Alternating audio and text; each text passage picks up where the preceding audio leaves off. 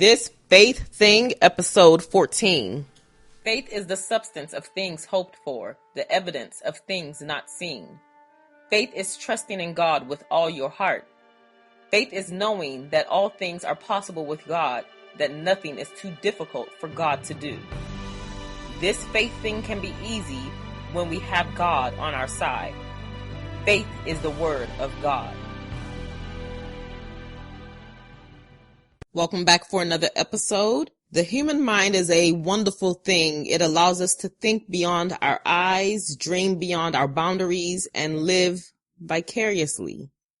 The human mind is also a very finicky thing, flaky and not reliable. Those who put their trust in the human mind will definitely be disappointed. Men can promise you heaven and earth and not give you a dime, but God will promise you the world and always deliver. Today I want to tell you that God has not forgotten you. Say it to yourself. God has not forgotten me. The book of Genesis 37 tells us of a very popular and important story. The story of Joseph. Joseph, the son of Jacob. Verse 3 in chapter 37 tells us that his father loved him more than all his children because he was the son of his old age, and that he made him a coat of many colors. And when his brothers knew how much his father loved him, how much his father loved Joseph, they hated him. They despised him. Right from there, we see the war that took place between siblings. Joseph being Joseph, after having dreamt, he went to his brethren and he told them, he shared his story, the story that God was revealing to him. He shared it with his brethren and they hated him the more. They hated him and they despised him the more. And I like to believe that at that time, Joseph was very gullible. Many scholars will tell you that what Joseph did was the right thing to do because it all worked out for his good. Then he had another dream, and then he went back and told his brothers again. And he even shared it with his father, and his father rebuked him. And Genesis 37:11 became a very key verse. It says here that his brothers envied him, but his father observed the saying. His father understood what Joseph was saying. However, he still rebuked him in front of his brothers. And then when you keep reading the story, you see that his father sent his brothers into the field to go and tend to the sheep. And he was looking at the time and noticed that his sons probably more than likely had not taken lunch. And so he sent Joseph into the midst of wolves, knowing exactly how they felt for him. He sent them to give them food in the field where they were. And as Joseph was arriving to that location, he didn't find his brothers there, so he asked where his brothers could be, and they told him.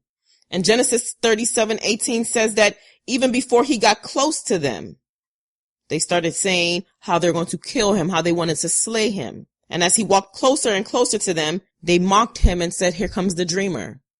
Genesis 37:20 says that, "Come now, therefore, and let us slay him and cast him into some pit, and we will say some evil beast had devoured him, and we shall see what will become of his dreams."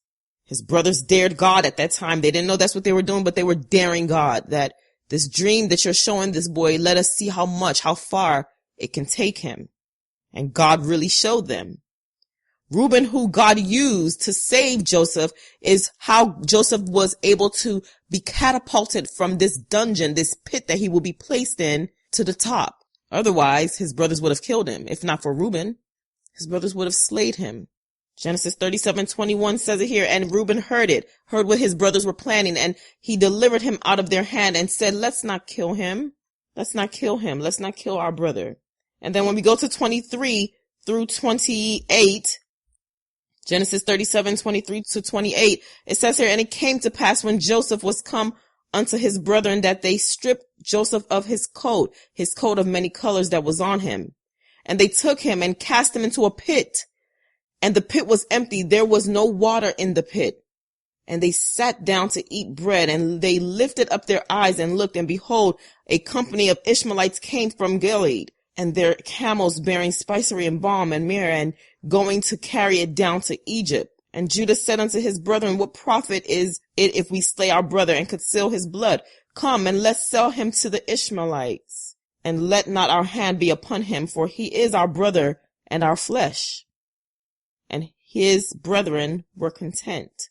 Then there passed the Midianites, merchantmen, and they drew and lifted up Joseph out of the pit and sold Joseph to the Ishmaelites for 20 pieces of silver, 20 pieces of silver. And they brought Joseph into the land of Egypt. So finally in verse 38, we see in Genesis 37:38 that Joseph was finally sold into Egypt unto Potiphar. His story continues in chapter 39. But when we read in chapter 39 verse 2, it tells us that the Lord was with Joseph and he made him a prosperous man. And Joseph found grace in the sight of his master. By the time we get to 39 verse 5, it says that God blessed the Egyptian house because of Joseph's sake. See how God was working for Joseph? He was working on his behalf. Even though the situation looked very sour, God was still working for Joseph. But the devil, every time he notices that God is doing something for his child, he wants to mess it up. Whatever God intends for good, the devil wants to mess it up and make it sour and make it ugly. And in Genesis 39:7, you see how the master's wife begins to look at Joseph. She begins to look at him inappropriately, to the point that she tells Joseph, she asks him to sleep with her. And Joseph says, no, that how could I do such great wickedness and sin against God? Why would I sleep with you? And she tempted him day by day. She kept looking at him. And then one day she went into Joseph's house and she grabbed him by his garment and forced him to lay with her. And as Joseph fled the scene, she kept his garment. See how she began to insult Joseph again. She kept his garment, and then when he fled, she was so annoyed. She felt insulted and she said, me, a gorgeous woman like me? How could he deny me? So she decided to show him. And so she waited until her husband came back in and she told him, you see this Hebrew boy? Do you see what he did to me? And that's how Joseph was sent to prison. Little did he know that God was picking him up. Little did Joseph know that God was continuously picking him up. The more and more dirt they kept throwing on him, it was giving him steps, a stairwell to come up out of that pit that they once casted him in. Genesis 39:21 says that, but the Lord was with Joseph and showed him mercy and gave him favor in the sight of the keeper of the prison. While he was in prison, he had favor, grace. He met with mercy in the prison. And in prison, you see how God uses this gift that he has given Joseph, the gift of dreams, the gift of interpreting dreams. And in prison, he was with the chief baker and the chief butler, and they two were in prison and they dreamt and they didn't understand their dream. And so they asked for interpretation of the dream. And that is exactly what Joseph did for them. He interpreted the dream, and everything that Joseph said to them came to pass. And Joseph now told the chief butler that when you get back to Pharaoh's house, don't forget me. Say me well to him. But did that happen? It didn't. Let's look at Genesis 40 verses 14 through 15. But think on me when it shall be well with thee, and show kindness, I pray thee, unto me, and make mention of me unto Pharaoh, and bring me out of this house. For indeed I was stolen away out of the land of the Hebrews, and here also I have done nothing that they should put me into the dungeon. They put him there for no reason, but to Joseph it was no reason, but for God was working it out. Genesis 40:23 says, yet did not the chief butler remember Joseph, but forgot him. He forgot him. But chapter 41 was the turning point. Chapter 41 was where Joseph would get his breakthrough. And Pharaoh too now began to have dreams, and he called everyone to come and interpret, but no one can interpret. And then that's when the chief butler remembered and said, oh, master, that's right. I completely remember my sin today. There was this young Hebrew boy in prison while I was there who interpreted my dream, and everything he said actually came to pass. After 2 years is when the chief butler remembered Joseph. After 2 years in Genesis 41:14. And so now they called for Joseph. They called him to come and interpret Pharaoh's dream. And so Pharaoh began to tell him his dream and tell him exactly what was going on. And as he began to tell him, Joseph began to receive revelation from God, of course. And so when he interpreted the dream of Pharaoh, Pharaoh was so overjoyed that in Genesis 41:40, he made Joseph to be ruler over the entire house. It says here that Thou shalt be over my house, and according unto thy word shall all my people be ruled. Only in the throne will I be greater than thou. Can you imagine someone who was thrown into the pit, sold into Egypt, went into Potiphar's house, was favored initially, then he was sent to prison, and now he was wearing prison garments. And even before they took him to Potiphar to interpret the dream, they took him, they cleaned him up, they shaved him to make him look presentable. That was the beginning stages. And after he interpreted the dream, he was elevated. He was set above everyone. And the only one who was on top of Joseph was the master, was Pharaoh. Glory to God. God never forgot Joseph. He never once forgot him. The journey of Joseph is a very painful one when you read it, when you study it. And some of you may be sitting down thinking that this is my story as well. It may not be exactly how Joseph's story was or how it is, but you have a similar story. And so you're thinking to yourself, why is it that God is forgetting me? Eventually his brothers came to the land of Egypt for food because where they were experiencing a famine. And so they needed something to eat. Their father had sent them to Egypt to go and get food from there. Eventually they reconciled after many testings. Even though Joseph was hurt, he forgave his brothers. And he told them in Genesis 50 verse 20 that what you all meant for evil, God meant it for good.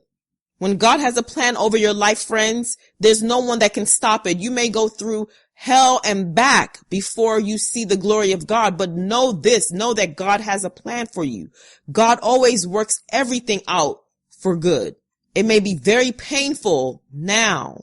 I know it's very painful now, but know that God has a plan for you. God has not forgotten you. Everybody else on earth can forget you. Every single person on earth.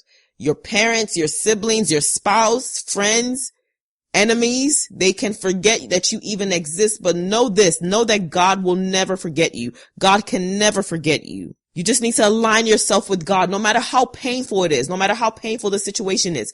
Just align yourself with God and know that God will see you through.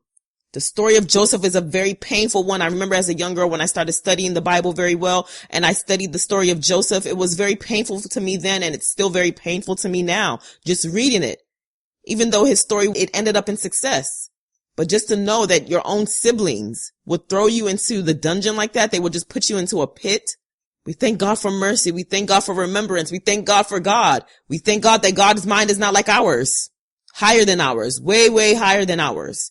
And he thinks high above everything about each and every one of us. He loves us dearly. He cares for us dearly. 3 things that you can learn from this story. The first one is that you must remain steadfast with God, knowing that he is in charge of everything that concerns your life. No matter how it looks, no matter how people play it out, no matter what the enemy uses against you, just know that that same thing that the enemy is using for evil, God is going to use it for good. The second thing you should know is that everything God shows you is not what you need to speak out. It is not everything that God shows you in a vision, in a dream, that you need to speak out. You see, the devil, he doesn't know what's in your heart unless you speak it out. That's how he can capture it and work against you. When God shows you something, pray about it, meditate on it, continue to remind God, let it be between you and God. Sometimes you don't even need to speak everything out. Sometimes for married couples too, it's not everything that God shows you that you need to say to your spouse. Yes, I'm married and I'm telling you the truth. It is not everything that God shares with you that you need to say out, because once you say it out, the devil will capitalize on it and he will make it worse. He will make it harder. Remember that the devil doesn't want you to be close to God. He doesn't want you to have a relationship with God. So you have to be careful, be wise, be smart, be vigilant, be prayerful. Know when to speak. It's not every time that you need to open up your mouth. Even though the story of Joseph worked out the way God wanted it to work out, we could still argue that maybe if Joseph had not said his dream out, then his brothers would not have been jealous of him. We don't know. We weren't there and we're not God. These are just lessons that you can learn from his story. And the third thing is that know that people will always plan bad against you. They will always have evil reports against you. That's just life. That's just people in general. We're all wicked in our hearts. We were all born into sin. That's what the Bible tells us. In sin did our mothers conceive us. They did. They had us in sin. And so we all have a sinful nature. And so people are very wicked and they plan evil against their neighbor for no reason. But know that anytime that happens, God will use it for good in your life. He will take whatever is negative, whatever is bad, whatever is evil that someone has planned for your life, and he will change it to make it good for you, for your household. Friends, I want you to know that God never forgets his children. It's impossible. God does not forget you. God has not forgotten you. Please just move closer to him. Align yourself with him. Let the story of Joseph be a motivation for you. Let it be an encouraging story for you to know that wherever you are right now, I don't know who this message is for, but whoever it is for, wherever you are right now and you feel like God has forgotten you, know that he has not forgotten you.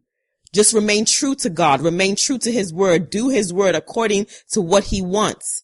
Follow through all the way. Don't give in.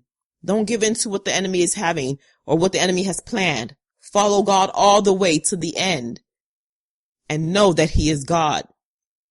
I hope that this message has blessed you, and I will speak with you on the next one. Thank you for tuning into This Faith Thing with Adeola. Please head on over to the website at thisfaiththing.com to find the show notes and everything mentioned inside of this podcast. I pray that you have been blessed. Go in peace, and I will see you in the next episode. God bless you.